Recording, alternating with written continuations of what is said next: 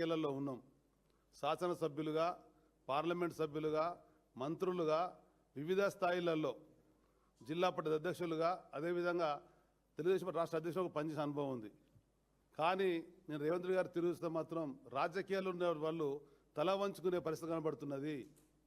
పెద్దలు కేసీఆర్ గారి యొక్క ఉద్యమ సాధనలో కానీ, పరిపాలన సమయంలో కానీ తను చేసినటువంటి తీరు వల్ల ఒకవైపున మౌలిక సదుపాయాలు పెరిగినాయి, రాష్ట్ర ఆర్థిక సంపద పెరిగింది, అన్ని రంగాలలో భారతదేశం నెంబర్గా వెళ్ళినటువంటి పరిస్థితులలో మొదటి ప్రభుత్వం కన్నా రెండో ప్రభుత్వం మిన్నగా నడిచింది. రెండో ప్రభుత్వం కన్నా మూడో ప్రభుత్వం కాంగ్రెస్ పాలనలో మరింత జరుగుతున్న భావనతోని ఆ పార్టీకి అవకాశం ఇస్తే కాంగ్రెస్ పార్టీకి దిక్కు లేక రేవంత్ రెడ్డిని పరిస్థితి కనబడ్డది. అటువంటి అనుభవం లేని, ఒక సమర్థత లేనటువంటి వ్యక్తికి ముఖ్యమంత్రి ఇవ్వడం వల్ల పరిపాలన సరిగా రావడం లేదు. ప్రజలకు విడమర్చి చెప్పి, ప్రజలకు నేను ఉన్నటువంటి ధైర్యం ఇచ్చే విధంగా మా నాయకుడు వస్తే అనరాని మాటలు, అంటే ఈ స్వాతంత్ర చరిత్రలో ఏ ముఖ్యమంత్రి కూడా ప్రతిపక్ష నాయకుడు అన్నటువంటి మాటలు మాట్లాడినటువంటి రేవంత్ రెడ్డి గారు వారి యొక్క స్థాయి మర్చిపోయినారు. దీన్ని పూర్తిగా ఖండిస్తున్నాం, గర్విస్తున్నాం. దీనివల్ల రాబోయే కాలంలో కాంగ్రెస్ పార్టీకి, రేవంత్ రెడ్డికి ప్రజాకోర్టులో శిక్ష పడడం ఖాయమించి మనవేస్తున్నా. కార్మికులు, కర్షకులు, మేధావులు, అన్ని రంగాల వాళ్ళు ఈరోజు ఈ ప్రభుత్వాన్ని నిలదీస్తుంటుంటే, ప్రభుత్వాన్ని ప్రశ్నిస్తుంటే, ప్రభుత్వాన్ని కన్నెర చూసేటువంటి పరిస్థితి వచ్చింది. ఈ కన్నెర చూసే పరిస్థితులలో కాంగ్రెస్ రేవంత్ రెడ్డి ప్రభుత్వం కాలగర్భంలో కావడం ఖాయమని చెప్పని నీవు మా నాయకుని మీద, అదే 40 అనుభవం ఉన్నటువంటి జీవన్ రెడ్డి గారి మీద పేలిన అవాకులు చెవాకులు ఆకాశం మీద ఉమ్మేసినట్టుగా నేను భావిస్తున్నాం. ఆ విధంగా ఇప్పటికైనా కానీ నీకు ఇచ్చిన అవకాశానికి అనుగుణంగా తెలంగాణ ప్రజల ఆత్మగౌరవం పెరిగే విధంగా, ఆత్మాభిమానం పెరిగే వివరం ఉండాలే కానీ నీ చేష్టల వల్ల తెలంగాణ ప్రజలు ఇటువంటి ముఖ్యమంత్రి అయినటువంటి భావన వచ్చింది. ఆ స్థాయి నీకు రావడం లేదు కనుక ఇప్పటికైనా నీ సూచనలు, సలహాలు తీసుకొని సరైన దిశలో ముందుకెళ్లాలని చెప్పని సందర్భంగా కూడా ఈ ప్రభుత్వాన్ని, రేవంత్ రెడ్డిని డిమాండ్ చేస్తున్నాం. Thank you.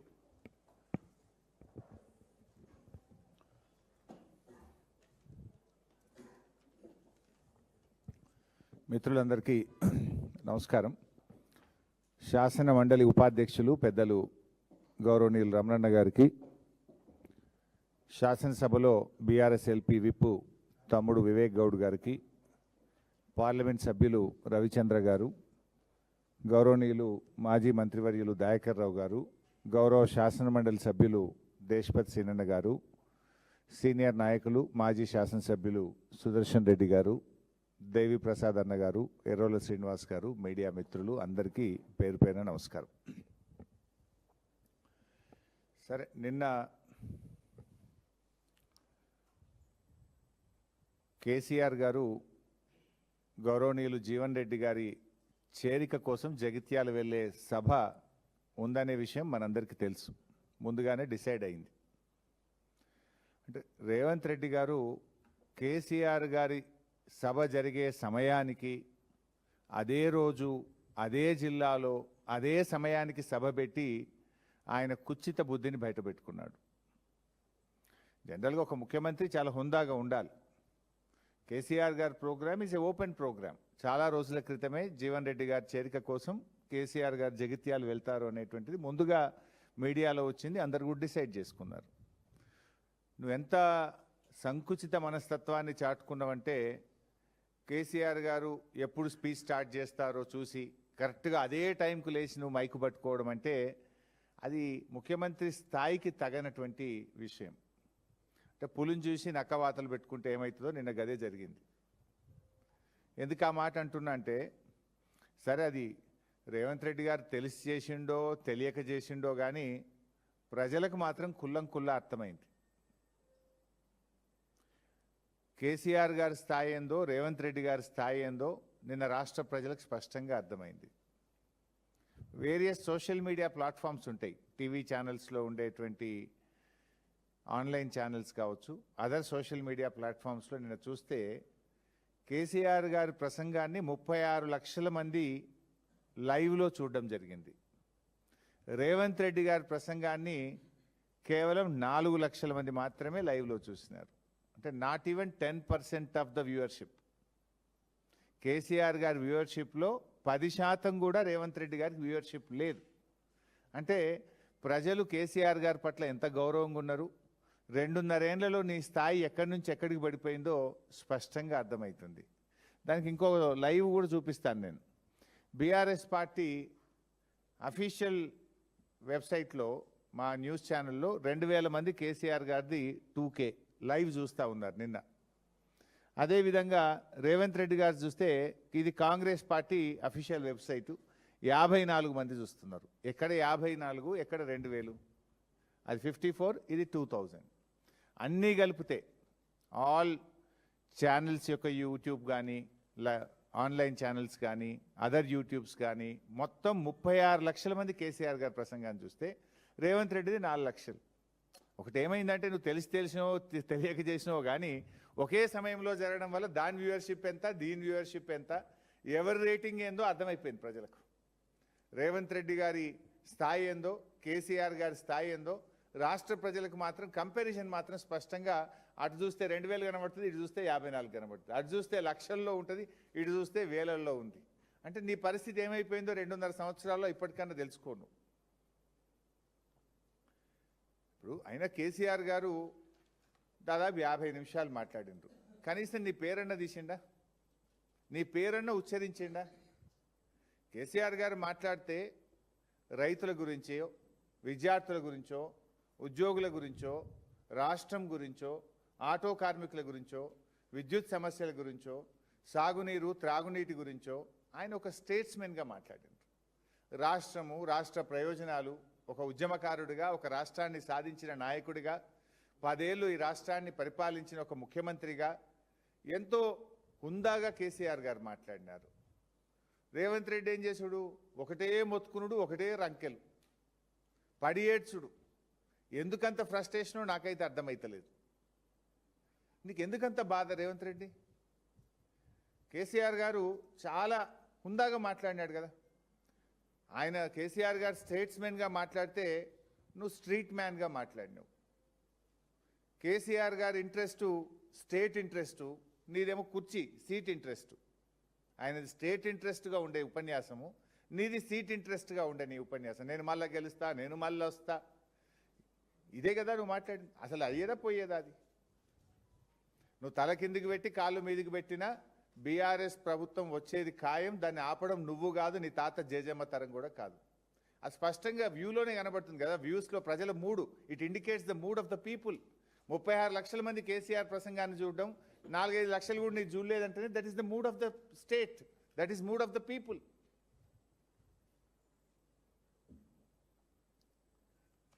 ఇక కేసీఆర్ గారు ఆయన మాట్లాడిన దాంట్లో కనీసం నువ్వు బాధ్యతగా ఒక ముఖ్యమంత్రిగా వాటిని తీసుకో, ఆ సూచనలు తీసుకో. ఏమైనా కొంతైనా చేయగలిగితే చెయ్యి. కాంగ్రెస్ పార్టీ మళ్ళీ గెలిచేదైతే లేదు కానీ కనీసం ఇప్పటికన్నా ఇంకా 2.5 ఏళ్ళు మిగిలింది. ఈ 2.5 ఏళ్ళన్నా నువ్వు మంచిగా పనిచేస్తే గెలుసుడు కాదు కానీ కనీసం డిపాజిట్ అన్న దక్కుతాయి. కాంగ్రెస్ పార్టీ గెలుసుడు అది కళ్ళ మాట కానీ కనీసం డిపాజిట్ అన్న దక్కుతాయి. చిల్లర మాటలు బంద్ చేసి, ఆ ఫ్రస్ట్రేషన్ బంద్ చేసి, వారు అనేక విషయాలను రాష్ట్రాన్ని దృష్టిలో పెట్టుకొని మాట్లాడిండ్రు. వాటిని ఒక బాధ్యత కలిగిన ప్రతిపక్ష నాయకుడిగా ఆయన చెప్పిన మాటలను పరిగణలోకి తీసుకుంటే కనీసం మీకు ఇన్ని డిపాజిట్లన్న దక్కుతాయి.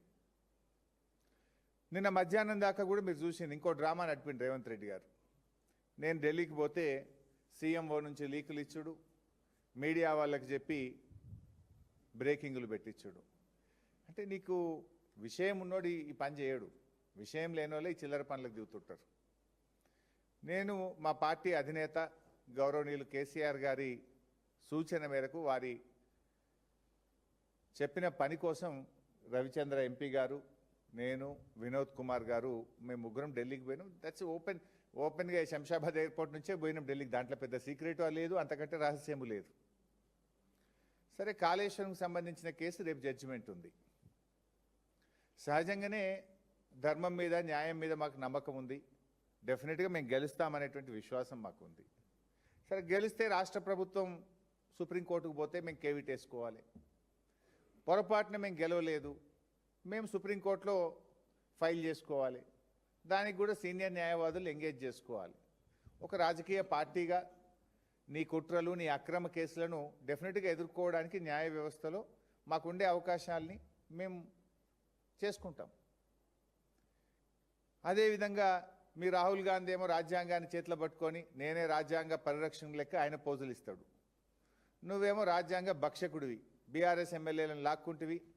ఆ కేసు కూడా మే 6వ తేదీన హైకోర్టులో రాబోతా ఉంది. సో దానికి కూడా సీనియర్ న్యాయవాదులను ఎంగేజ్ చేసి తప్పకుండా అక్కడ బీఆర్ఎస్ గెలిచే విధంగా ఇప్పటికే సుప్రీంకోర్టు మొట్టికేయాలు వేసింది. సరే అది ఎంత దుర్మార్గంగా ఉందంటే కాంగ్రెస్ పార్టీ బీఫామ్ మీద ఎంపీగా పోటీ చేసి నేను ఇంకా బీఆర్ఎస్లే ఉన్నానని ఎమ్మెల్యే చెప్పడం ఒక నేరమైతే, ఇంకా స్పీకర్ గారు అయితే లేలే ఆయన బీఆర్ఎస్లే ఉండడానికి స్పీకర్ తీర్పు ఇవ్వడం ఇంకా ఘోరం. సరే వీటన్నిటి సంగతి కూడా రేపు న్యాయస్థానాల్లో తప్పకుండా మేము గెలుస్తాం, మాకు నమ్మకం ఉంది. దానికి సంబంధించి కూడా సీనియర్ న్యాయవాదులను ఎంగేజ్ చేసి ఫర్దర్గా ఆ కేసు పర్సుయేషన్ కోసం కూడా మాట్లాడడానికి వెళ్ళాం. వీటితో పాటు మరో ముఖ్యమైన విషయం కూడా ఉంది నిన్న ఢిల్లీకి వెళ్ళిన దాంట్లో. అదేంటి? బ్యాగుల కేసు. బ్యాగుల కేసు ఒకటి ఉంది కదా, ఓట్ ఫర్ నోట్ కేసు. ఆ కేసు కూడా రేపు సుప్రీంకోర్టులో మధ్యాహ్నం 3:30కు వస్తుంది. రేపు మధ్యాహ్నం 3:30కు రేవంత్ రెడ్డి పట్టపగలు 50 లక్షల నగదుతో బ్యాగులతో దొరికిన కేసు రేపు మధ్యాహ్నం 3:30కు సుప్రీంకోర్టులో వస్తుంది. సో ఈ ఓటుకు నోటు దొంగ భరతం పట్టడానికి కూడా నిన్న ఢిల్లీలో న్యాయవాదులతో మాట్లాడడానికి వెళ్ళాం. రెడ్ హ్యాండెడ్గా నువ్వు పట్టపగలు దొరికినవు. కానీ ఇవాళ ఏమైపోయింది? కంప్లైనెంటు నువ్వే, ముద్దాయివి నువ్వే అయిపోయినావు. దురదృష్టవశాత్తు నువ్వు రాష్ట్రానికి హోంమంత్రివి నువ్వే, ముఖ్యమంత్రివి నువ్వే. ఓటుకు నోటు కేసులో పట్టపగలు రెడ్ హ్యాండెడ్గా దొరికిన దొంగవు నువ్వే. రెండు నువ్వే అయిపోయినావు ఇప్పుడు. సో నువ్వేం చేస్తున్నావు ఇప్పుడు? ప్రభుత్వం తరఫునేమో ఒక పేరు, మనం ఎప్పుడు పేరు వినని ఒక నామమాత్రపు న్యాయవాదినేమో ప్రభుత్వం తరఫున పెట్టిండు. ఇక దొంగ కదీనా. రేవంత్ రెడ్డి తరఫునేమో ప్రముఖ పేరుగాంచిన, భారతదేశంలోనే పేరుగాంచిన అడ్వకేట్లను ఆయన పెట్టుకున్నాడు. ఇది మాకు తెలియదా ఒక ప్రతిపక్షంగా? బీఆర్ఎస్ పార్టీ ఇప్పటికే ఓట్ ఫర్ నోట్ కేసులో ఇంప్లీడ్ అయి ఉన్నది. మా జగదీష్ రెడ్డి గారు, సత్యవతి రాథోడ్ గారు, మహమూద్ అలీ గారు, సంజయ్ గారు ఈ కేసులో ఇంప్లీడ్ అయి ఉన్నారు. సో ఈ కేసు కూడా రేపు మధ్యాహ్నం 3:30కు సుప్రీంకోర్టులో లిస్ట్ అయి ఉన్నది. మాకు మా న్యాయవాదులు ఆల్రెడీ ఇండికేషన్ ఏమి ఇచ్చిండ్రు? గవర్నమెంట్ తరఫునేమో గౌరవ్ అగర్వాల్ అని, మనమైతే పేరు ఎప్పుడు వినలే, ఒక న్యాయవాదిని పెట్టిండ్రు. కానీ అదే రేవంత్ రెడ్డి తరఫున, అంటే ఎవరు? ఓటుకు నోటు కేసులో బ్యాగులతో పట్టబగలు దొరికిన ముద్దాయి తరఫున ఎవరిని పెట్టిండ్రు? ముకుల్ రోహిత్గిని, సిద్ధార్థ్ లూత్రా అనే అడ్వకేట్లను పెట్టిండ్రు. అంటే ఇక్కడ దొంగ చీకటి ఒకటి అయినట్టు అయిపోతుంది. ప్రభుత్వం తరఫునేమో ఒక చిన్న న్యాయవాది, కానీ ముద్దాయి తరఫున నోట్ల కట్టలతో దొరికిన దొంగల తరఫున ఎవరిని పెట్టుకున్నారు? ముకుల్ రోహిత్గిని, సిద్ధార్థ్ లూత్రా అనే అడ్వకేట్ని పెట్టిండ్రు. మరి అప్పుడు ఏం చేయాలి? ఈ పన్నాగాన్ని పటాపంచలు చేసి ఓటుకు నోటుకు దొంగలకు శిక్ష పడేటట్టు చూడాల్సిన బాధ్యత ప్రధాన ప్రతిపక్షంగా మాకు ఉండదా? నువ్వు ఆ రోజు మా ఎమ్మెల్యేలనే కదా కొనాలని ప్రయత్నం చేసింది, మా ప్రభుత్వాన్నే కదా నువ్వు పడగొట్టాలని కుట్రలు చేసింది. సమైక్యవాదులతో చేతులు కలిపి ఆనాడు మా ప్రభుత్వాన్ని పడగొట్టాలని నువ్వు ప్రయత్నం చేస్తే నీకు శిక్ష పడాలి కదా. ప్రజలే చూసి నువ్వు ఓపెన్గా నువ్వు చేసిన నీ వ్యవహారాన్ని ఈ దేశ ప్రజలు, ఈ రాష్ట్ర ప్రజలు అందరూ కూడా చూసినారు. ఇలా హోంమంత్రివి నువ్వే, ముఖ్యమంత్రివి నువ్వే, ముద్దాయివి నువ్వే. అందువల్ల ఈ కేసులో డెఫినెట్గా ఒక మంచి న్యాయవాదులను పెట్టి బీఆర్ఎస్ పార్టీ తరఫున బలమైన వాదనలు వినిపించే ప్రయత్నం కూడా నిన్న చేసినాం. మేము లీగల్ ఎక్స్పర్ట్స్ని కలవడానికి, సీనియర్ అడ్వకేట్స్ని కలవడానికి వెళ్ళాం.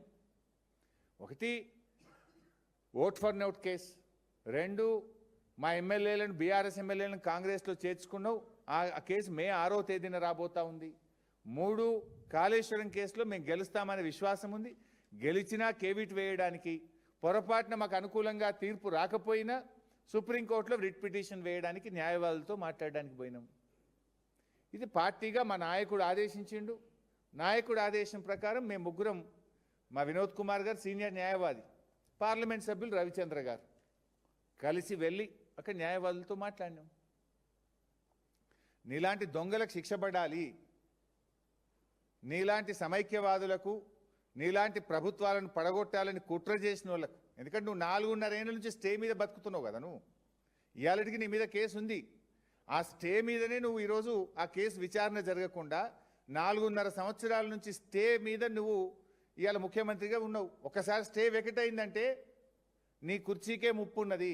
స్టే వెకెట్ అయిందంటే నువ్వు జైలుకి పోతావు కనుకనే ఇవన్నీ డ్రామాలు చేస్తున్నావు నువ్వు.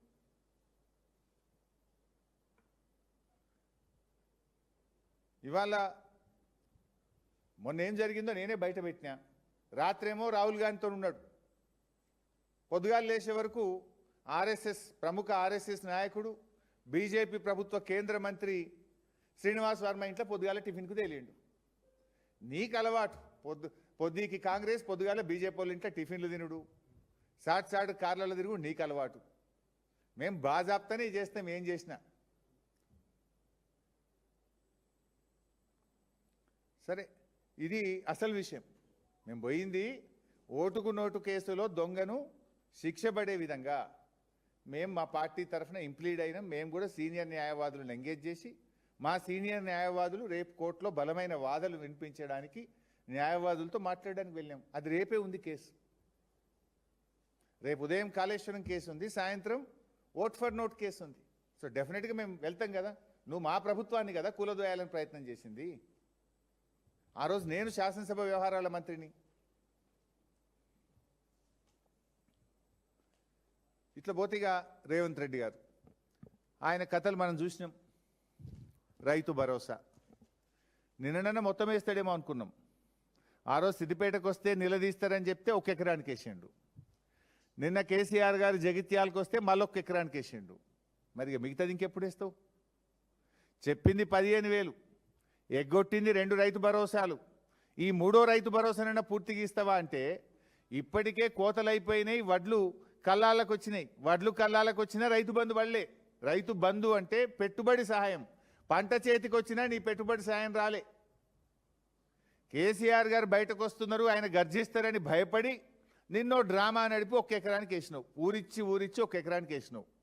అంటే ఇక మళ్ళీ మిగతాది పడాలంటే మళ్ళొక్కసారి కేసీఆర్ బయటకు రావాలి. ఇక ఇట్లా ఎన్నిసార్లు రావాలి? అంటే కేసీఆర్ గారు ప్రశ్నిస్తే తప్ప, బీఆర్ఎస్ పోరాడితే తప్ప రైతు బంధు పడే పరిస్థితి ఉండదా? నువ్వు ఆ రోజు ఏం చెప్పినావు? సిద్దిపేటకు వచ్చినప్పుడు మార్చి 22 నాడు 20 రోజుల్లో మిగతా పైసలు వేస్తా అన్నావు, వేయలే. అంతకుముందు ఏం చెప్పినావు? మున్సిపల్ ఎన్నికల్లో లబ్ధి పొందడానికి మిర్యాలగూడలో మున్సిపల్ సభలో మాట్లాడుతూ ఎన్నికల కోడ్ అయిపోగానే రైతు భరోసా ఇస్తా అన్నావు, వేయలే. సిద్దిపేటలో చెప్పినావు, వేయలే. నిన్న కేసీఆర్ గారు వెళ్తే మొత్తం వేస్తున్నా అన్నావు, మళ్ళీ 1 ఎకరానికి వేసినావు. అంటే 3 5,000 కోట్లు పడ్డాయి, ఇంకా 4,000 కోట్లు పడాలి. అవి ఎప్పుడు వేస్తావు? అంటే నువ్వు ఇలా కేవలం మాటలు చెప్తూ కేసీఆర్ గారి మీటింగ్ను ఏదో నేను డైవర్ట్ చేస్తా అనేటువంటి ఒక పిచ్చి భ్రమల్లో ఓ సభ పెట్టుకొని రైతు భరోసా ఇస్తున్నాను ఒక డ్రామా ఆడినావు. రైతులకు అర్థమైతలేదా? ఇంత కేసీఆర్ పుణ్యమే ఆయనతో పడ్డాయి 2,000 కోట్లు, లేకపోతే అవి కూడా పడకపోతుండే అని అర్థమవుతుంది కదా. మిగతా ఎప్పుడు వేస్తావు నువ్వు? మరి పోయినసారి 9 రోజులు వేసినా డైలాగ్ కొట్టినావు. మరి ఇప్పుడు ఏమైంది? ఇప్పుడు 6 నెలలు అయిపోయింది. 6 నెలల కింద పడాల్సిన రైతు బంధు ఇప్పటికి వాళ్ళే కేవలం 5,000 కోట్లు మాత్రమే పడ్డాయి, ఇంకా 4,000 పడాలి. బడా కాంట్రాక్టర్లకు ఉంటాయి కానీ రైతులంటే నీకు ఉండవు. కాళేశ్వరం ప్రాజెక్టు గురించి నిన్న ఒక విషయంలో ఆయనకు థ్యాంక్స్ చెప్పాలి. రేవంత్ రెడ్డి గారికి నేను థ్యాంక్స్ చెప్పాలని కూడా అనుకుంటున్నాను. మొన్నటిదాకా ఒకటి ఏమన్నాడంటే కాళేశ్వరం కుప్పగూలింది అన్నాడు, కాళేశ్వరం కూలిపోయింది అన్నాడు, కాళేశ్వరం 1,00,000 కోట్లు కొట్టుకపోయింది అన్నాడు. నిన్న మాత్రం ఒక సత్యం చెప్పిండు. మేడిగడ్డ 2 పిల్లర్లు గుంగినాయి, దాన్ని రిపేర్ చేస్తాం, కాళేశ్వరం వాడుకుంటాము అన్నాడు.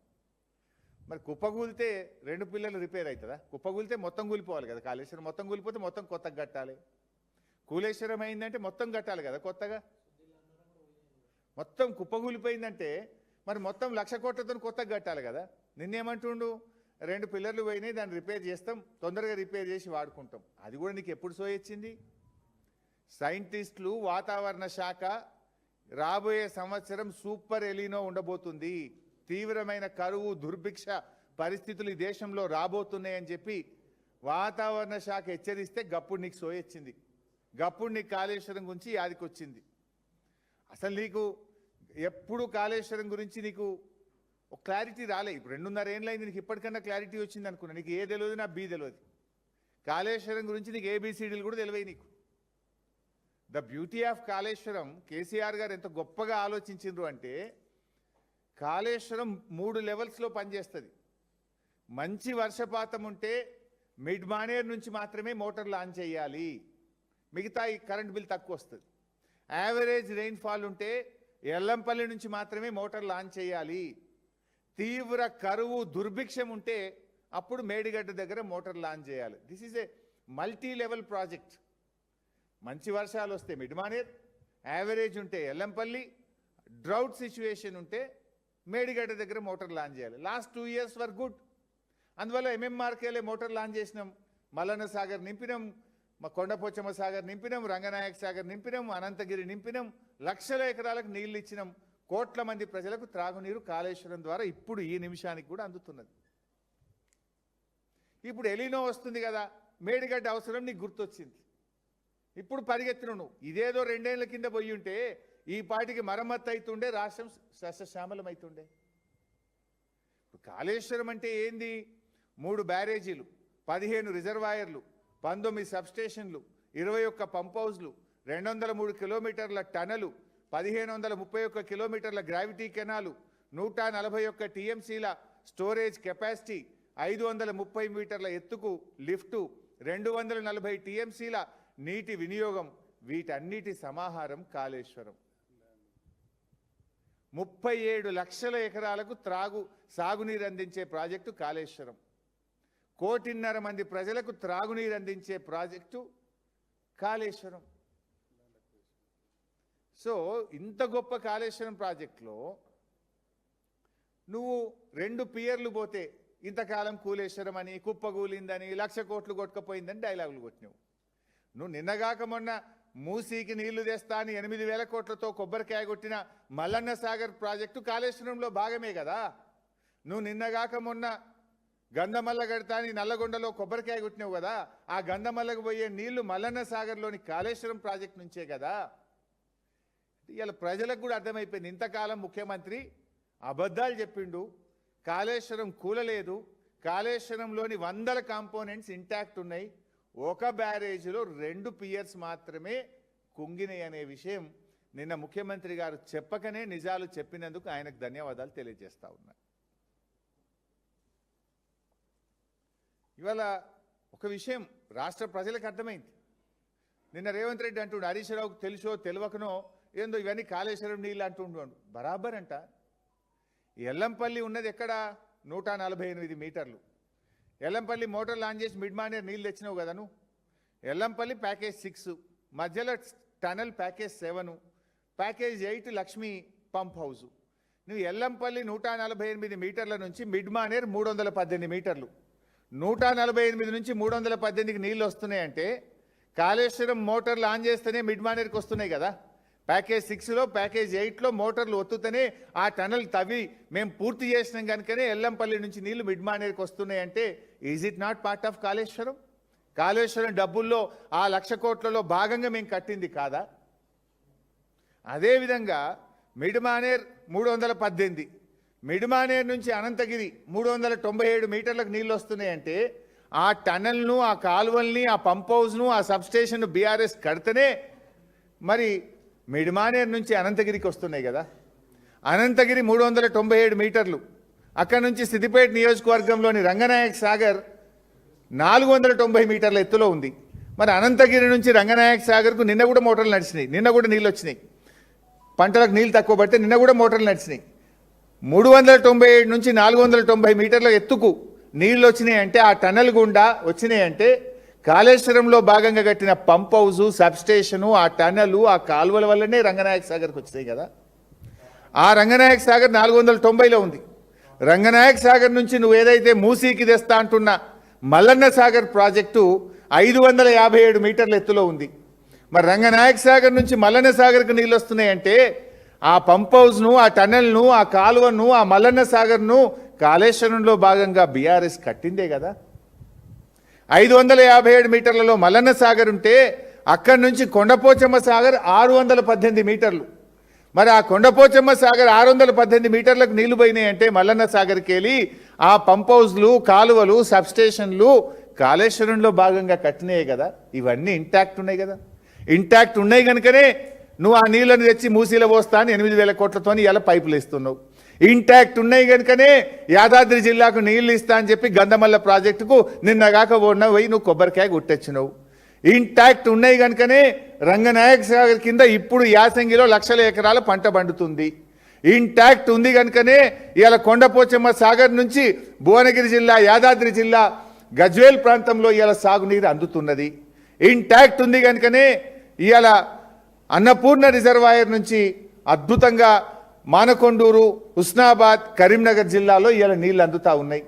ఇంటాక్ట్ ఉంది కనుకనే మా వరద కాలువ 3 సార్లు మోటార్ లాంచ్ చేస్తే జగిత్యాల జిల్లా, కరీంనగర్ జిల్లా, బాల్కొండ దాకా వరద కాలువ కింద 100 చెరువుల నుండి లక్షల ఎకరాల్లో పంట పండుతున్నది. ఇవి నిజాలు కదా. నీకు ఏ తెలియదు, బీ తెలియదు, లేదా తెలిసినా ఇప్పుడు నిద్రపోయేటోనే లేపచ్చు, కానీ నిద్రపోయినట్టు నటించటం నేను లేపుతాము.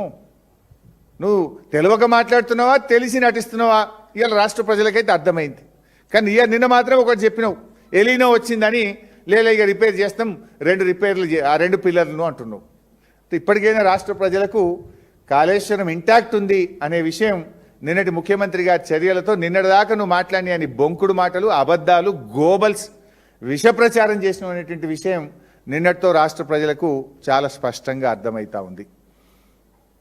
అదేవిధంగా 617 మీటర్ల ఎత్తు కొండపోచమ్మ సాగర్, అక్కడ నీ మేడిగడ్డ 78 మీటర్లు, నీ ఎల్లంపల్లి 148 మీటర్లు. ఇంత దూరం నీళ్ళు వచ్చినాయంటే కాళేశ్వరంలో అంతర్భాగంగానే వచ్చినాయి. ఎల్లంపల్లి గురించి కూడా మాట్లాడిండు రేవంత్ రెడ్డి. నా గురించి మాట్లాడుతూ ఏదో ఎల్లంపల్లి ప్రాజెక్ట్ గురించి కూడా మాట్లాడిండు. ఎల్లంపల్లి ప్రాజెక్టు మేమే కట్టినాం అని రేవంత్ రెడ్డి చెప్తా ఉండు. ఎల్లంపల్లి ప్రాజెక్ట్ శంకుస్థాపన చేసింది 2004వ సంవత్సరం. 2004వ సంవత్సరం ఎల్లంపల్లి శంకుస్థాపన చేసినప్పుడు నేను ఉమ్మడి ఆంధ్రప్రదేశ్లో ఆ రోజు మంత్రిని. ఇప్పుడు కూడా పోయి చూసుకో శిలాపలకం మీద రేవంత్ రెడ్డి ఎల్లంపల్లి ప్రాజెక్టుకు శంకుస్థాపన చేసిన నాడు రాష్ట్ర మంత్రిగా నా పేరు కూడా శిలాపలకం మీద ఉన్నది. నేను ఆ మీటింగ్లో భాగం. ఎల్లంపల్లి ప్రాజెక్ట్ శంకుస్థాపన అయినాడు షెడ్డీలు వేసుకొని నా వెనక తిరిగినోడు రేవంత్ రెడ్డి. నెక్కర్లు వేసుకొని నా వెనక, నేను మంత్రిగా ఉంటే నా వెనక తిరిగినోడు రేవంత్ రెడ్డి. పంపించమంటే ఫోటోలు పంపుతా, వీడియోలు పంపుతా. పంపమంటావు రేవంత్ రెడ్డి? ఎల్లంపల్లి శంకుస్థాపన చేసినా నేను మంత్రిని, నా వెనుక నెక్కర్లు చెడ్డీలు వేసుకొని తిరిగినోడు రేవంత్ రెడ్డి. అయినా మీరు పూర్తి చేయలే మీ కాంగ్రెస్ పార్టీ. కేసీఆర్ దయతో నా అదృష్టానికి నేను తెలంగాణ రాష్ట్రంలో నీళ్ల మంత్రి అయిన తర్వాత కేసీఆర్ గారి ఆదేశాల మేరకు రాత్రింబవళ్ళు కష్టపడి 2052 కోట్ల రూపాయలు ఖర్చు పెట్టి బీఆర్ఎస్ ప్రభుత్వం ఎల్లంపల్లి ప్రాజెక్టును పూర్తి చేసింది. ఎల్లంపల్లి ప్రాజెక్టులో రీహాబిలిటేషన్ 13,296 ఇండ్లు మునిగిపోయినాయి. కాంగ్రెస్ ఆ రోజు ఇచ్చింది 1,448 మందికే ఇండ్లు ఇచ్చింది. బీఆర్ఎస్ వచ్చినాక మళ్ళీ 6 కాలనీలు నిర్మించి, ఇండ్లు కట్టించి, వాళ్ళకు డబ్బులు ఇచ్చి, ఆ గ్రామాలను షిఫ్ట్ చేసి, రాయపట్నం బ్రిడ్జిను పూర్తి చేసి, దాదాపు 2,100 కోట్ల రూపాయలు ఖర్చు పెట్టి ఎల్లంపల్లిని కేసీఆర్ గారి ఆదేశాల మేరకు నీళ్ల మంత్రిగా నేను పూర్తి చేసిన. నువ్వేందో చిల్లర మాటలు మాట్లాడు. ఏమైంది? ఇట్లా అవాస్పాలైతావు, నువ్వే జోకర్ అయిపోతావు నువ్వు ఇట్లా మాట్లాడితే. ఎస్ఆర్ఎస్పి గురించి కూడా మాట్లాడి 1953వ సంవత్సరంలో ఆనాడు ఐ థింక్ నెహ్రూ గారు ప్రారంభించారు ఎస్ఆర్ఎస్పి ప్రాజెక్ట్ను. 50 ఏళ్ల తర్వాత, ఆఫ్టర్ ఈవెన్ 1963 ఐ బిలీవ్, 50 ఏళ్ల తర్వాత కూడా ఎస్ఆర్ఎస్పిలో ఎన్నడూ 12 లక్షల ఎకరాలకు నీళ్లు పారలేదు. 2014లో బీఆర్ఎస్ ప్రభుత్వం వచ్చినాడు ఎస్ఆర్ఎస్పిలో హార్డ్లీ 6 లక్షలు వారితే ఎక్కువ. కేసీఆర్ గారు వచ్చినాక ఎస్ఆర్ఎస్పి టు లోయర్ మానే డ్యామ్ కాలువల్ని బాగు చేసినాం, స్ట్రక్చర్స్ బాగు చేసినాం. ఎల్ఎండి నుంచి కిందికి పోయే కాకతీయ కాలువకు 2,000 కోట్ల రూపాయలు ఖర్చు పెట్టి కాలువను బలోపేతం చేసినాం, స్ట్రక్చర్స్ను బలోపేతం చేసినాం. ఎస్ఆర్ఎస్పి స్టేజ్ 2 పనులన్నీ పూర్తి చేసి కేసీఆర్ గారి నాయకత్వంలో ఎస్ఆర్ఎస్పికి 12 లక్షల ఎకరాలకు నీళ్ళు ఇచ్చి చూపింది బీఆర్ఎస్ ప్రభుత్వం.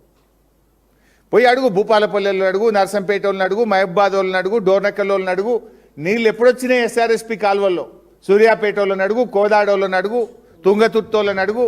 ఎస్ఆర్ఎస్పి కాలువల్లో నీళ్ళు వచ్చింది కేసీఆర్ గారి ప్రభుత్వం వచ్చినాకనే నీళ్ళు వచ్చినాయి. నువ్వు చిల్లర మాటలు మాట్లాడుతున్నావు. ఇవాళ ఎస్ఆర్ఎస్పికి 12 లక్షల ఎకరాలకు నీళ్ళు అందించింది బీఆర్ఎస్.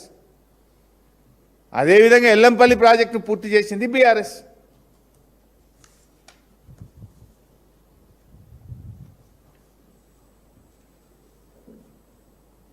రేవంత్ రెడ్డి గారు నిన్న చాలా విషయాలు మాట్లాడుతూ ఇంకా చాలా ఉన్నాయి కానీ నేను ఎక్కువ దాంట్లోకి పోను. మేము మళ్ళా గెలుస్తాం, అర్థమైంది. అది మేకపోతు గాంభీర్యం. ఇంత 2 ఏళ్ళు కూడా ఎవడు ఎమ్మెల్యే చేతులు ఉండడు, ఎవడు ఆఫీసర్ నీకు వినడు అని మేము మళ్ళా గెలుస్తామని కూడా డైలాగ్ కొడుతున్నాను. ఇంత 2 ఏళ్ళు కూడా నీకు నీ అంతరాత్మకు తెలుసు, నీ ఆత్మసాక్షిగా తెలుసు నువ్వు మళ్ళా గెలవని. నువ్వు ఆల్రెడీ చేతులు ఎత్తేసినావు. కాకపోతే ఈ 2 ఏళ్ళు కూడా ఇంత మంత్రి ఎమ్మెల్యేలు ఎవడు చేతులు ఉండడు, ఆఫీసర్లు ఎవడు చేతులు ఉండడని ఏడవైనా నేను మళ్ళీ గెలుతున్నా, నేను ఎందుకు గెలవద్దు అని మాట్లాడుతున్నావు. నువ్వు నీకు అసలు ఎందుకు ఓట్లేస్తారు? రైతు బంధు ఎగ్గొట్టినందుకు రేవంత్ రెడ్డికి మళ్ళీ ఓట్లు వేయాలనా? గ్యారంటీలు గాల్లో కలిపినందుకు ఓట్లు వేయాలనా? మన నీళ్లు మనకు దక్కకుండా ఆంధ్రాకు దారాదత్తం చేసినందుకు నీకు ఓట్లు వేస్తారా? నువ్వు ఢిల్లీకి 70 సార్లు పోయి మూటలు అప్పచెప్పి ఢిల్లీకి కప్పం కట్టినందుకు నీకు తెలంగాణ ప్రజలు ఓట్లు వేయాలా? 2 లక్షల ఉద్యోగాలు ఇస్తానని నిరుద్యోగ యువకులను మోసం చేసినందుకు నీకు ఓట్లు వేస్తారా? మహిళల్ని కోటీశ్వర్లు చేస్తా, నెలకు 2,500 మహాలక్ష్మి ఇస్తా అని మోసం చేసినందుకు నీకు ఓట్లు వేస్తారా? హైడ్రా పేరిట పేదల ఇండ్లు కూల్చినందుకు ఓట్లు వేస్తారా? సింగరేణిలో స్కాముల మీద స్కాములు చేసినందుకు మా సింగరేణి కార్మికులు నీకు ఓట్లు వేస్తారా? నీ తప్పుడు విధానాలతో, హైడ్రా లాంటి పిచ్చి చర్యలతో ఈ రాష్ట్రం యొక్క ప్రతిష్ట దెబ్బతీస్తున్నందుకు నీకు ఓట్లు వేస్తారా? నీ అవినీతి అడ్డగోలు దందాలు ఎక్కడ చూసినా స్కీములు లేవు కానీ రాష్ట్రమంతా స్కాములమయం చేసినందుకు నీకు ఓట్లు వేస్తారా? గురుకులాల్లో 200 మంది పిల్లల్ని పొట్టన పెట్టుకొని ఆ గురుకుల పిల్లలకు నరకయాతన చేసినందుకు నీకు ఓటేయాలా? 20 లక్షల మంది విద్యార్థులకు ఫీజు రియంబర్స్మెంట్ ఇవ్వకుండా పిల్లల భవిష్యత్తును అంధాకారంలో నెట్టినందుకు నీకు ఓట్లేస్తారా? ఎస్సీ ఎస్టీ రైతు యూత్ డిక్లరేషన్లు చేసి ఆయా వర్గాలను మోసం చేసినందుకు నీకు ఓట్లేస్తారా? ఉద్యోగులను దగా చేసినందుకు నీకు ఓట్లు వేయాలా? రిటైర్డ్ ఉద్యోగులను రోడ్ల మీద తెచ్చినందుకు నీకు ఓట్లు వేయాలా? ఆశాలు, అంగన్వాడీలు, ఆర్టీసీ కార్మికులను ఆగం చేసినందుకు నీకు ఓట్లు వేస్తారా? కుల వృత్తులను ధ్వంసం చేసినందుకు నీకు ఓట్లు వేయాలా? లగచెర్ల రైతులకు బేడీలు వేసినందుకు నీకు ఓట్లు వేస్తారా? ఇట్లా చెప్పుకుంటూ వెలుగు మట్లలో 1000 ఇండ్లు కూల్చినందుకు నీకు ఓట్లు వేయాలా? ఏం చూసి నీకు ఓటేస్తారు? ఇట్లా చెప్పుకుంటూ పోతే కొన్ని వందలు ఉన్నాయి. నువ్వు ఏం చేసినా నిన్నటి రేటింగ్లతోనే అర్థమైపోయింది నీ పని అయిపోయిందని. లక్షల సంఖ్యలో కేసీఆర్ గారికి వ్యూసు, నీకు సింగిల్ డిజిట్ డబుల్ డిజిట్లో నీ వ్యూసు, దాంతోనే నీ సంగతి అర్థమైపోయింది. అందులో ఇంకా నువ్వు చాలా మీడియా మేనేజ్మెంట్ చేసినవాట, అంత చేసినా నీ పని ఉత్తదే అయిపోయింది. నీది ఇంకో టర్మ్ నీ మైండ్ గేమ్ ఏదైతే ఉందో అదంతా కూడా ఉత్తదే. నీకు శుభం కార్డు తప్పదు. నీది ప్రజాపాలన కాదు, పలాయనవాద పాలన. ఖచ్చితంగా మళ్ళొచ్చేది కేసీఆర్ గారి ప్రభుత్వమే. ఈ ఉన్న మిగిలిన 2 ఏళ్ళన్నా మంచిగా పనిచేయి. ఓటమైతే నీకు తప్పదు కానీ కనీసం డిపాజిట్లన్నా దక్కుతాయి. Thank you.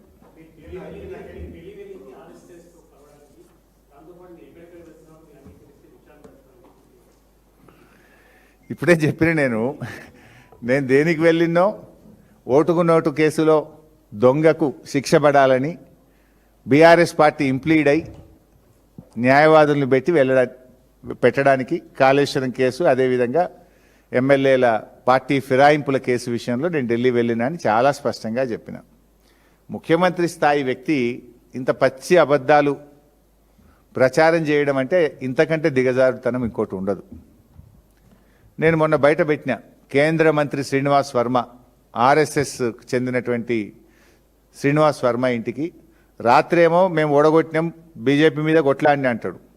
పొద్దుగాలు లేచేమో బ్రేక్ఫాస్ట్కు వాళ్ళ ఇంట్లో విందులకు వినోదాలకు, పొద్దున బ్రేక్ఫాస్ట్కు పోయిండు, లంచ్ ఇంకొక నాయకుడు, అంటే తెలుగుదేశం అనే కేంద్ర ప్రభుత్వమే కదా, ఇంకొక కేంద్ర ప్రభుత్వ పార్ట్నర్ దగ్గరికి పోయిండు. అంటే మహిళా బిల్లు ఓడిపోయిన రోజే రేవంత్ రెడ్డి కేంద్ర ప్రభుత్వ పెద్దల ఇంట్లో టిఫిన్లు లంచులు చేస్తూ నీ యొక్క విధానాలను నేను బయటపెట్టినా.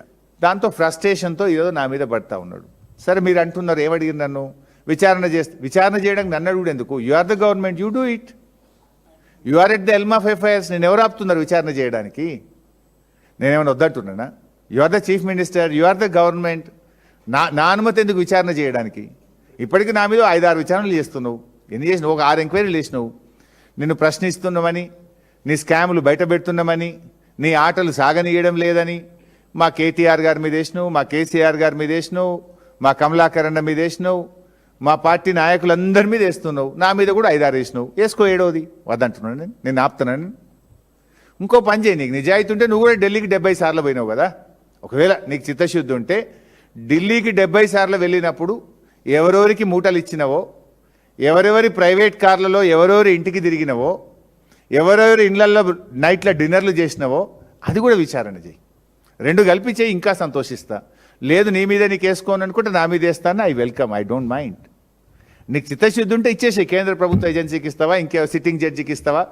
నేను ఢిల్లీకి పోయిన దాని మీద, నువ్వు 70 సార్లు నువ్వు ఢిల్లీకి పోయిన దాని మీద, అన్నిటి మీద విచారణ చేయి. I welcome. నిన్న కేటీఆర్ గారు ట్వీట్ చేసింది కదా, తనకు వడదెబ్బ తగిలింది, ఎండ దెబ్బతో తన అనారోగ్యంతో ఇబ్బంది పడుతున్నారు. అఫీషియల్ హ్యాండిల్లో నీ views 54, KCR garu BRS party హ్యాండిల్లో views 2000. Where is the comparison? That shows the mood of the people.